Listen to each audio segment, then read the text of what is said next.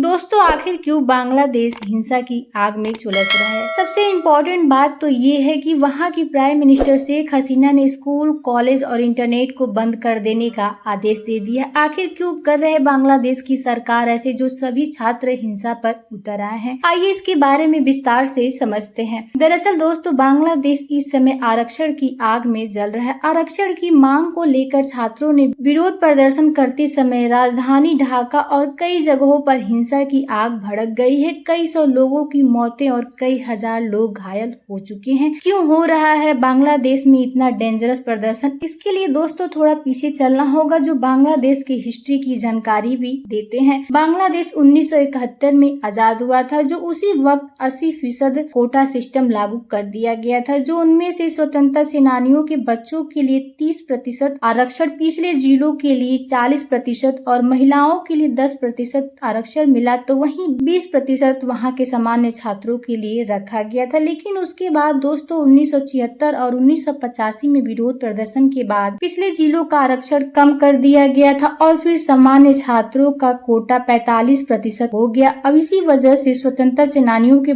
बच्चों के लिए 30% आरक्षण का विरोध किया जा रहा है। दरअसल बांग्लादेश के आरक्षण में 30% फ्रीडम फाइटर के पोते पोतियों के लिए, 10% महिलाओं के लिए, 10% पिछले जिलों के लिए, तो वहीं 1% विकलांग व्यक्तियों के आरक्षण के लिए रखा गया है। उसके बाद से दोस्तों हिंसा वहीं समाप्त नहीं हुई। 2018 में कोटा सिस्टम खत्म कर दिया गया था, लेकिन इस साल 5 जून को सुप्रीम कोर्ट ने एक बार फिर आरक्षण लागू करने का आदेश दिया। फिर कोर्ट ने कहा 2018 में पहले जैसे आरक्षण मिला है उसे फिर उसी तरह लागू कर दिया जाए, जिसके बाद से छात्रों ने 1 जुलाई से प्रदर्शन शुरू कर दिया है। छात्रों की मांग है कि आरक्षण 56% से घटाकर 10% कर दिया जाए। योग्य उम्मीदवार नहीं मिले तो मेरिट लिस्ट से ही सिलेक्शन हो जाना चाहिए। सभी उम्मीदवार के लिए सामान्य एग्जाम हो, एक बार से ज्यादा आरक्षण का यूज न हो, सभी उम्मीदवारों के लिए उम्र एक समान होनी चाहिए। क्या बांग्लादेश सरकार छात्रों की ये मांग पूरी कर पाएगी? इसके अलावा दोस्तों अगर बात कर ले कि इतिहास के पन्नों पर रजाकार का भी नाम आता है और जो आज भी पूरे बांग्लादेश में सुलग रही है। दरअसल 1971 में मुक्ति संग्राम हुआ था।